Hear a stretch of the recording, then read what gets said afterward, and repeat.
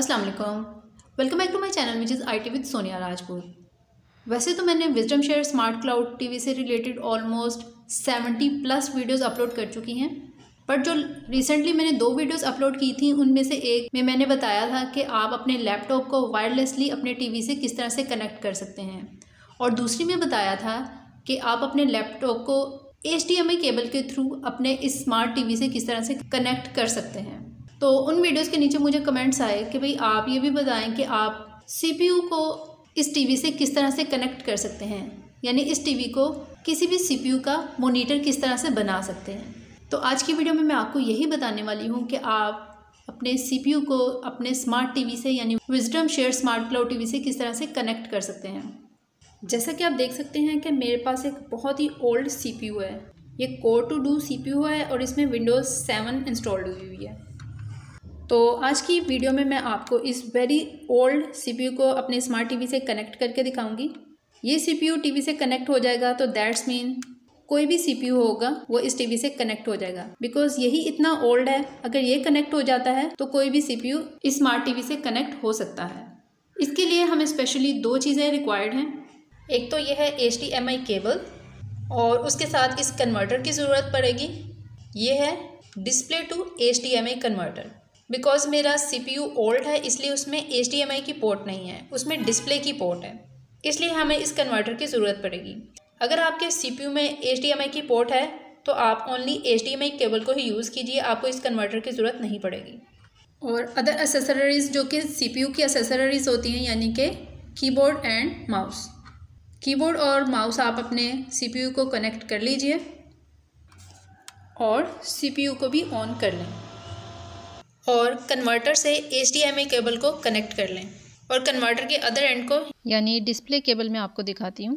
ठीक है, इस साइड से ये हमारे CPU में कनेक्ट हो जाएगी। यहाँ मैं आ चुकी हूँ अपने CPU की बैक साइड पे और यहाँ पे आपको एक D साइन शो हो रहा है और जिसके अंदर एक डॉट है, दैट्स मीन ये डिस्प्ले पोर्ट है और यहाँ पे मैं अपनी डिस्प्ले केबल कनेक्ट कर सकती हूँ। अगर आप इस पोर्ट को भी ध्यान से देखें तो इसके भी एक साइड पे कट है और जो डिस्प्ले केबल होती है उसके भी एक साइड पे कट होता है, और ये जो साइन है ये भी इसी चीज़ को रिप्रेजेंट करता है कि ये डिस्प्ले पोर्ट है। तो डिस्प्ले केबल मैंने CPU से कनेक्ट कर दी है और अब इस HDMI केबल को मैं टीवी से कनेक्ट करने लगी हूँ। टीवी में HDMI की पोर्ट यूजुअली टीवी के लेफ़्ट साइड पे होती है या फिर टीवी के बॉटम में होती है। मेरे टीवी में HDMI की पोर्ट टीवी की बॉटम में है, तो मैं वहाँ पे इस केबल को कनेक्ट कर लेती हूँ।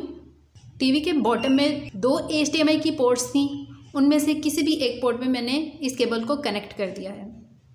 और अब हम टीवी से चेक कर लेंगे कि किस पोर्ट में मैंने HDMI केबल को कनेक्ट किया है। इसके लिए मैं अपने रिमोट से डाउन नेविगेशन की को प्रेस कर रही हूँ और HDMI पे आने के बाद एंटर का बटन प्रेस कर रही हूँ। आप यहाँ पे लेफ़्ट साइड पे देख सकते हैं कि HDMI 1 no signals, that's mean मैंने HDMI 1 की पोर्ट में अपनी केबल को कनेक्ट नहीं किया है। तो अब मैं HDMI 2 पे जाने के लिए रिमोट से अगेन डाउन नेविगेशन की को प्रेस कर रही हूँ एंड एंटर। आप यहाँ पे लेफ़्ट साइड पे देख सकते हैं कि HDMI 2 और यहाँ पे डिस्प्ले शो होने लग गया है। इसके लिए मैं लेफ़्ट नेविगेशन की को प्रेस करूँगी और एंटर का बटन प्रेस करूँगी ताकि मैं इसका डिस्प्ले फुल स्क्रीन पे देख सकूं। तो ये देखिए मेरे PC का डिस्प्ले टीवी पे शो होने लग गया है और ये Core 2 Duo है। मैं अभी आपको दिखाती हूँ। ये देखिए कि Windows edition Windows 7 home basic, और नीचे अगर चले जाएं तो प्रोसेसर है Intel Core 2 Duo CPU। ये कितना पुराना CPU है। तो ये मेरे टीवी पे चल गया है, सही से वर्क कर रहा है, तो आपका भी CPU इस पर वर्क करने लग जाएगा। बस आपको इसके लिए HDMI केबल की ज़रूरत पड़ेगी और उसके साथ डिस्प्ले टू HDMI कन्वर्टर की ज़रूरत पड़ेगी। और अब मैं आपको CPU को थोड़ा सा एक्सप्लोर करके दिखाती हूँ और हम देख लेते हैं कि इसमें अगर कोई वीडियो प्ले होती है या म्यूज़िक प्ले होता है तो साउंड हमें टीवी से सुनाई देगी या CPU से। तो इसके लिए मैं कंप्यूटर पे जाने के बाद वीडियो को क्लिक कर लेती हूँ। ये देखिए वीडियो तो प्ले हो चुकी है बट वॉल्यूम नहीं आया, तो मैं टीवी से वॉल्यूम को बढ़ा के देख लेती हूँ। स्टिल वॉल्यूम नहीं आया, नो प्रॉब्लम, दैट्स मीन हम टीवी से इसके वॉल्यूम को कंट्रोल नहीं कर पाएंगे।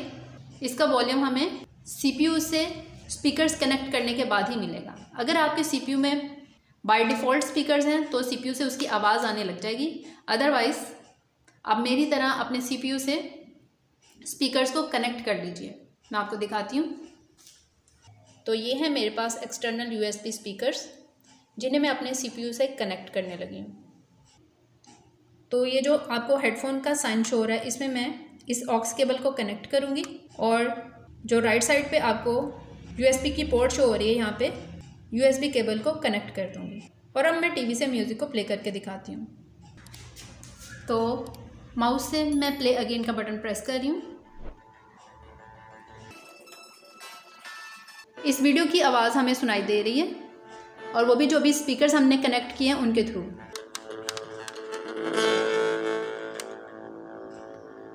आप इस टीवी को CPU के बिल्कुल मॉनिटर की तरह इस्तेमाल कर सकते हैं। उसी तरह सभी की सभी फाइल्स आप यहाँ पे ओपन कर सकते हैं, इंटरनेट को यूज़ कर सकते हैं। उसके लिए आपको अपने CPU से ईथरनेट की केबल को कनेक्ट करना पड़ेगा। टीवी का इंटरनेट इसमें वर्क नहीं करेगा बिकॉज हमने CPU का मॉनिटर बनाया हुआ इसको, और मॉनिटर तो वाईफाई का इस्तेमाल नहीं करता ना। तो अगर आपको इसके ऊपर नेट को यूज़ करना है तो आप ईथरनेट केबल अपने CPU को कनेक्ट कीजिए और इसके ऊपर इंटरनेट को यूज़ कर सकते हैं।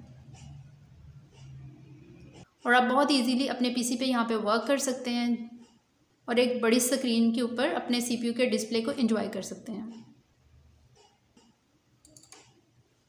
अगर आपके पास कोई ओल्ड CPU पड़ा है तो आप इसको अपने टीवी के ऊपर परमानेंट भी लगा सकते हैं, जैसे उसमें कुछ डिफरेंट गेम्स इंस्टॉल करके।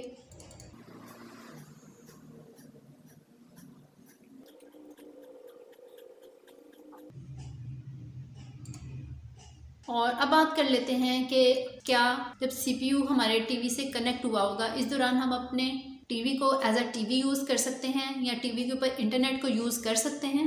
बिल्कुल कर सकते हैं। मैं आपको दिखाती हूँ। उसके लिए आपने अपने टीवी के रिमोट से डिस्प्ले का बटन प्रेस करना है। ATV में आने के बाद एंटर का बटन प्रेस करना है। तो आप टीवी में एंटर हो चुके हैं, यानी टीवी चैनल्स को अब आप वॉच कर सकते हैं। अगेन डिस्प्ले का बटन प्रेस कर रही हूँ। यहाँ आने के बाद आप अपने टीवी की अदर ऐप्स को यूज़ कर सकते हैं, लाइक यूट्यूब को यूज़ कर सकते हैं।